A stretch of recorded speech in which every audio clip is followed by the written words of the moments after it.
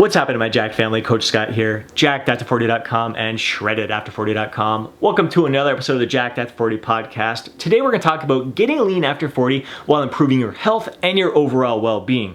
And today's topic stems from some questions that I receive every once in a while from guys who state that they believe us men, as we age, care less about how we look on the beach and more about improving our overall health and well-being. And I'm sure that's true. I'm sure that's the case for some men, and all the power to you. That is freaking awesome. I love those goals, and you should go after what resonates best with you. But for myself personally, and for my clients who are in their 50s, 60s, 70s, even a client in his 80s, we all still want to look great on the beach.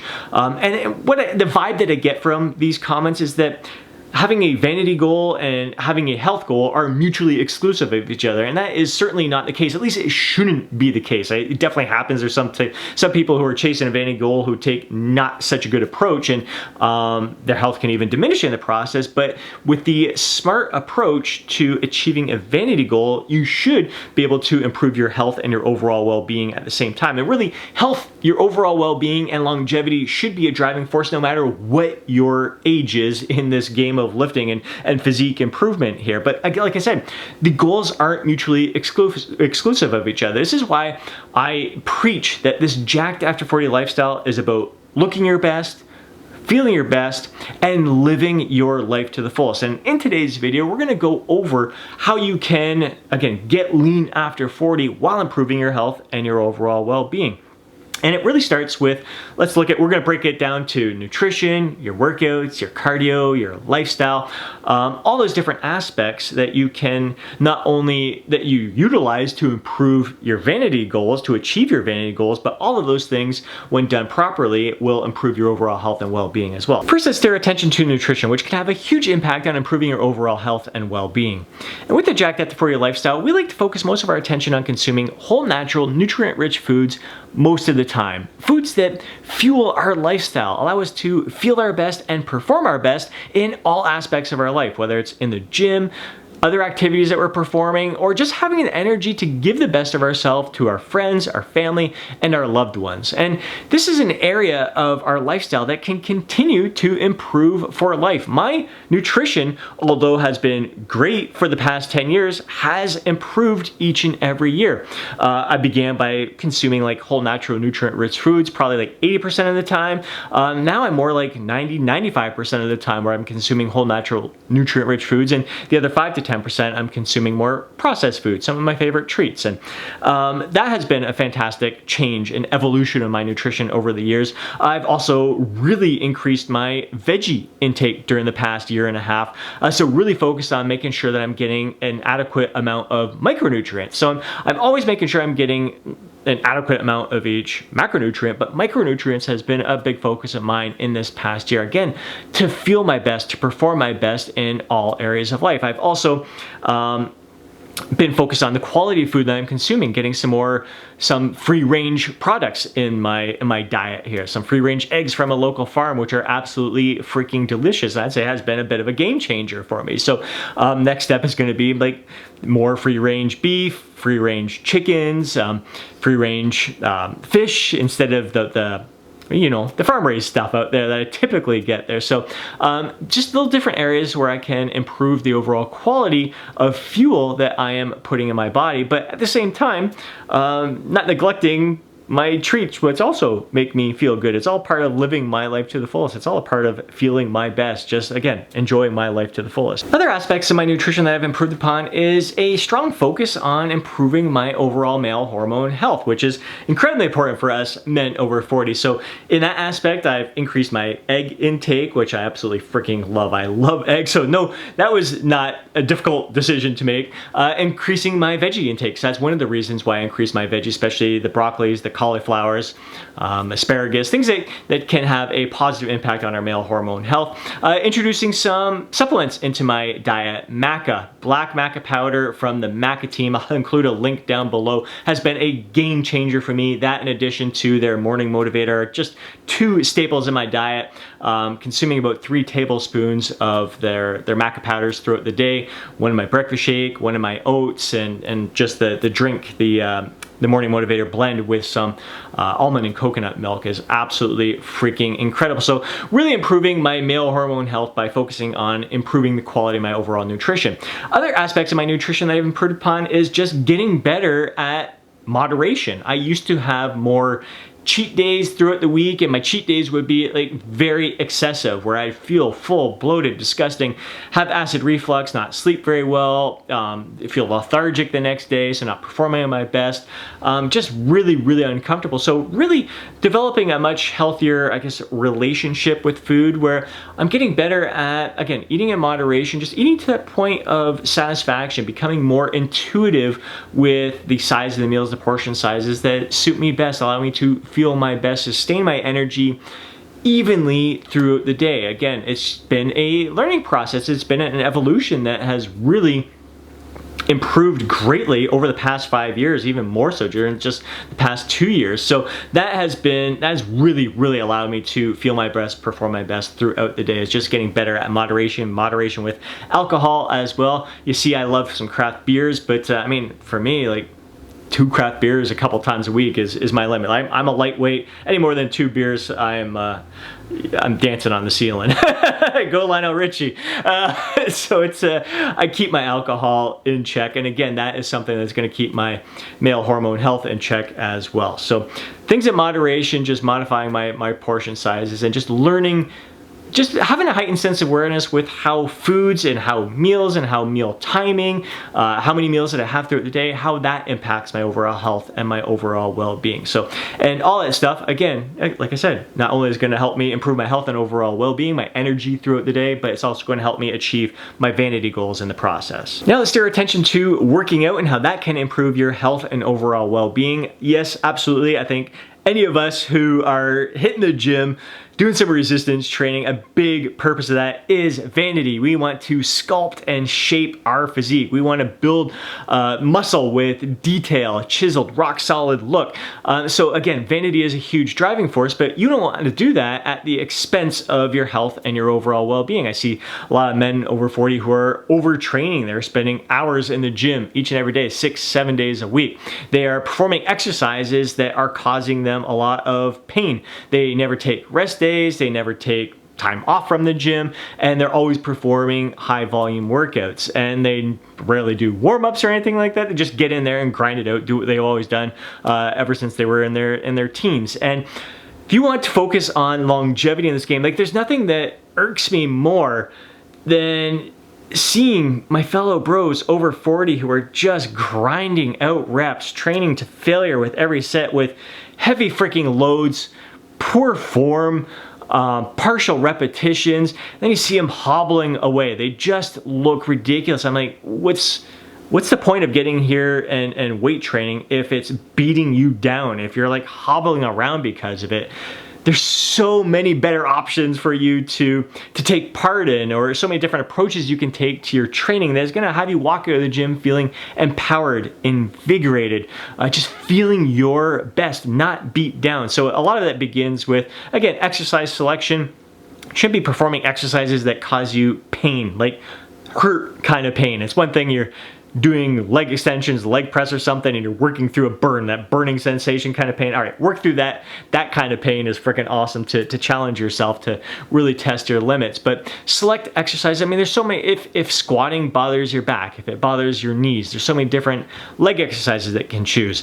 If barbell bench press bothers your shoulders, you can try dumbbells, you can try different machines, you can just different options that you can choose that will still allow you to feel your best and achieve your physique goals. Definitely incorporating a proper warm-up, proper workup sets in your training is going to save your joints. It's going to do wonders it's going to help you with your training in general, just getting some blood flowing to the target muscle, kind of lubricating the joint, loosening up. Again, preventing injury is the key focus of that, but it's also going to enhance your mind-muscle connection with your training. So doing a warm-up with whether it's bands, some mobility drills, and then say you're getting into the bench press and doing several workup sets. So if you can bench press 225 pounds, do 5-6 reps with just the bar, nice controlled movement. Do 5-6 reps with 95 pounds, like a 25 pound on each side there. Throw a plate on each side, do 3 repetitions. Get 185 pounds on there, do 2-3 repetitions. So you're stopping well short of failure. Those are your workup sets, and then you can get to your working sets, 3 working sets with 225. And again, with that, you don't have to push to failure with each and every set. Last set, best set is a great approach for us men over 40. Again, the key here is to select exercises that feel good to your body, that don't hurt, that are going to allow you to achieve your goal of shaping, sculpting your muscles there, but aren't going to aggravate your joints and cause you to be hobbling around the gym. And again, the warm-up is going to help with that as well. Doing, again, mobility, I just mentioned there, but incorporating some mobility into your training, some mobility work, whether it's at the gym or at home in your own time, that is a fantastic way of improving your health and overall well-being. If we're able to be more mobile, more limber in our later years, that is an incredible asset. Strength is an incredible asset for us as we're aging. So strength, range of motion, balance is another thing too. So making sure you're including some single limb movements in there, like a single leg Bulgarian split squat there is fantastic for improving our balance, coordination. Single leg Romanian deadlift. So including some single leg limb movements in there can have a very positive impact in improving our health and overall well-being too. And as I mentioned earlier, making sure that you have an adequate amount of rest days in your training schedule is incredibly important for us men over 40. Recovery should be a top priority. Not only do we want to challenge our body, but we want to make sure we are recovering our best as well. So it's a delicate balancing act there. Making sure that you take some time throughout the year where you give yourself a complete break from the gym, a complete week off from the gym, maybe even 2 weeks off from the gym. Making sure that you are incorporating lower volume training phases in your overall yearly training schedule to make sure that your body is fully recovering and the fatigue is dissipating, especially from the joints and the tendons. It does wonders. I just took 10 days off from the gym and I went into a low volume training phase. I feel like a freaking $1,000,000. Whereas prior to that 10 days off from the gym, my shoulders were starting to feel a little bit of discomfort. My knees just a little bit of discomfort because I ramped up the training volume to a very high volume. And I wanted it to get to that point to challenge my body, but you have to learn to pull it back as well. Again, those are the kind of strategies that are going to keep us in the game for the long term, keep our joints healthy, keep our muscles, our bodies healthy, just help us to feel our best. Again, we're not not building up a whole bunch of cortisol in our bodies, stress hormones.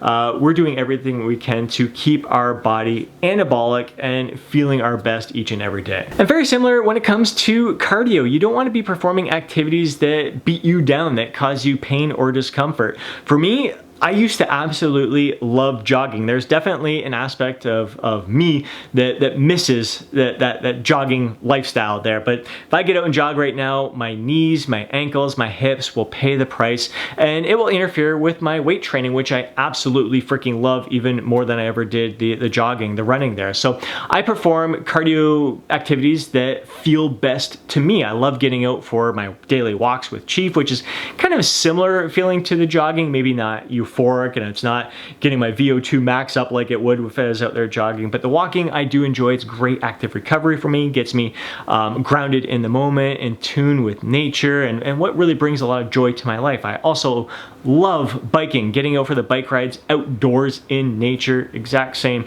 kind of similar experience there. I love paddleboarding. I am freaking hooked on paddleboarding right now during these warmer months. Great for building my back muscles, great for working the core, and it can be a great cardiovascular exercise as well. And balance, as I mentioned earlier, balance is incredibly important for us as we age. So getting out there on the paddleboard is strengthening, improving upon my balance, getting some exercise in there at the same time, and just, again, loving nature, being out in nature, doing things that I absolutely love. So when it comes to cardio, again, make sure that you're doing activities that you enjoy, don't cause you pain, and again, know the schedule. Like, make sure you're giving yourself rest time from the cardio, and kind of strike that right balance between weight training and cardiovascular type activities. Something like walking is something you can do each and every day. It's low impact, not stressful on your body, and actually can be a great stress reliever as well. So I do encourage you to mix up your cardio as well so you don't get any kind of overuse injuries, which is why I like to incorporate paddleboarding, biking, walking, a variety of things in there as well. Every once in a while I will get on the machines in the winter time whether it's a stair climber, rowing machine, spin bike, something like that, elliptical machine. I'll try to do a variety of each so I don't get any kind of overuse injuries. And I enjoy those exercises to a degree during the winter months. I'd much rather be outdoors, and I get outdoors walking in the winter time, but because I don't enjoy them quite as much, I'm better off doing like 10 minutes on one, 10 minutes on the other, and just mixing it up as well. It keeps it a little bit more fun and exciting. The time goes by a lot faster. Now let's steer our attention to lifestyle, which can have a huge impact on improving your overall health and well-being, as well as allowing you to achieve your vanity goals in the process. Number one is sleep. Guys, this should be non-freaking negotiable for you. Making sure you're getting an adequate amount of sleep each and every night, a minimum of 7 hours of quality sleep. It's going to improve your overall hormone health. It's going to improve your mood, your energy. You're going to perform better in the gym. Every aspect of life is going to be better. It's going to improve your memory. I mean, if we're talking about overall health and well-being and longevity, getting an adequate amount of sleep each and every night is key in keeping like Alzheimer's, diseases like Alzheimer's and Parkinson's at bay, even heart disease and cancers. Like, highly recommend you read the book Why We Sleep. It is an incredible eye-opener for all the health benefits associated with getting an adequate amount of sleep each and every night. So I encourage you, make sleep a top priority, and right along with that is stress management. The two kind of go hand in hand. Getting an adequate amount of sleep can help reduce your stress levels, and again, a cardio we're talking about earlier, getting out for a brisk walk can help reduce your stress levels. Getting out for a bike, being out in nature, doing activities that you absolutely love and enjoy can help reduce your stress levels. Again, for some people, weight training can reduce your stress levels as well, because again, you're grounded in the moment. It's something that you enjoy. It's great for your health. It's great for your overall well-being. So focusing on stress management, if you're looking at supplementation, ashwagandha is one that can be very helpful with that, as well as magnesium. But overall, again, quality nutrition is going to have a role in improving your stress management as well. So do what you can. For me personally, I love my wind down routine at night, self-massage, reading a book, just really chill. And again, self-massage, great for recovery, great form of recovery from your workouts. Again, going to keep you in this game for the long time, going to improve your overall health, your overall mobility, overall well-being. There's so many different aspects of my lifestyle where my goal is I want to freaking look great naked, that are going to improve my overall health, well-being in so many aspects of my life. Not just my blood work. My blood work is freaking top-notch, elite level blood work, which is great for insurance purposes. So it's right up there on all the different levels there. So it's always great to see. So my lifestyle improving like my overall blood work, but also just how I function, how I move throughout the day. I had an aspect of my education that was focused on the aging population and just little things about as we age, if you're not active, you don't do the right things to improve your strength, your balance and everything, you end up shuffle stepping, like your stride gets shorter and shorter and wider to try to build that base of support. But if we're focused on improving those areas as we're aging can be a much better process. Again, a client in his 80s who's actually friggin' owning life.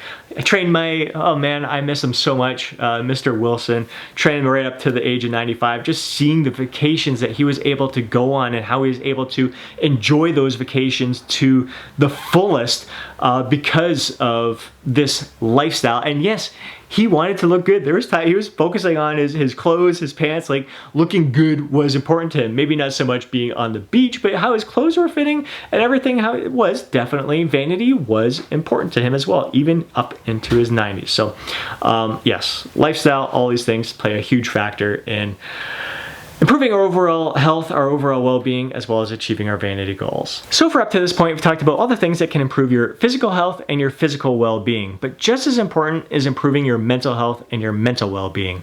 With the Jacked After 40 lifestyle, everything we do is meant to enhance all aspects of your life, not take away from it. So you really want to make sure that your workouts, your nutrition isn't becoming all-consuming. It's not taking away from you enjoying all other aspects of your life, really giving the best of yourself to the loved ones in your life.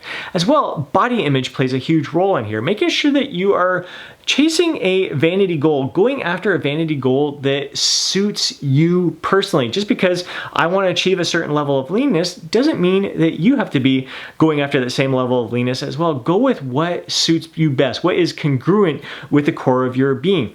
And again, that's going to be a broad range. There's some guys who really they feel their best like around that 9% body fat, whereas others feel better around 15, 17% body fat. That's still a pretty lean look for a lot of men over 40. So really going with what suits you best, a look that feels best to you and allows you to, a level of leanness that allows you to perform your best as well. So if you get too lean, you may feel that you don't have the energy to perform your best. You may become a little bit more lethargic. Your libido may be in the tank, and that is not health. At its best. That's not you living your life to the fullest. That is not you focused on your overall well-being. So making sure that you settle in at a level of leanness that suits you best personally. And tied in with mental health is our identity. And I've mentioned in a previous podcast, one of the topics that I covered was that there is more to me than six-pack abs. Yes, being lean after 40, being lean, having abs is a part of my identity. It is a part of who I am. It's been a part of who I am for most of my life, other than the 10-year chunk of time where I had gained 50 pounds of fat and didn't feel congruent with the core of my being, didn't feel congruent with my identity. But I am not defined by my abs. There is a lot more to me. I like to think that other people around me don't see me as, oh, Scott, he's that guy with abs. I think a lot of people see me as Scott, the guy who oozes positive energy and has a positive impact on the lives that I touch. Like, I like to think that I'm defined as someone who brings out the best in others. So when I'm with you, whether I'm talking to you in person or over a Zoom conversation, I want to bring out the best in you. And same with my clients, like a big reason why I'm helping them achieve their goals in the way that I'm helping them achieve their goals through proper nutrition, proper weight training, everything we're talking about here is to allow them to feel their best, look their best, and live their life to the fullest. And yes, the main reason my clients come to me is to achieve their vanity goals, but we achieve those goals in a way that's going to improve their health and their overall well-being. And when they achieve their goals, the feeling of confidence and pride that they experience just oozes out of them. And again, that's something that's going to allow them to live their life to the fullest. That's going to be something that has a positive impact on their mental health, their mental well-being as well. It's not a cockiness. It's, again, the pride feeling. Throughout this, they learn to embrace the process, and through the process, they realize it's so much more than just losing weight. It's so much more than just getting lean after 40. They view it as a work of art. My tagline, sculpt a masterpiece. We are sculptors. Our bodies are a work of art, and they really learn to celebrate their physique. They take pride in their temple. They really view their body as a gift, and they're making the most out of the gifts that they've been granted. So a lot of it is a shift in mindset of how you view the process of getting lean after 40, and then achieving your goals and celebrating it in so many different ways. So absolutely fantastic. I encourage you to not view vanity as a negative thing. Achieving vanity goals can go hand in hand with your health, overall well-being goals as well. The two should not be mutually exclusive. They should be done so in a congruency that really builds off of each other. I hope you enjoyed today's podcast. If you did, please do me a favor and smash that thumbs up button. I'd really appreciate it. And if you know a fellow bro who would benefit from listening to today's podcast, do him a favor and share it with them. But more than anything, I'd love to hear from you down in the comment section below. Share your thoughts, share your insights, share your feedback. Let me know, is vanity just as important for you as health? Is health become more important as you're aging? I want to hear your thoughts. There is no right or wrong. We are all unique. We are all going after different goals. Celebrate yourself, be congruent, true with the core of your being. And again, before you go, don't forget to download your free guide, Jacked After 40. Have yourself an amazing day. Catch you in the next podcast.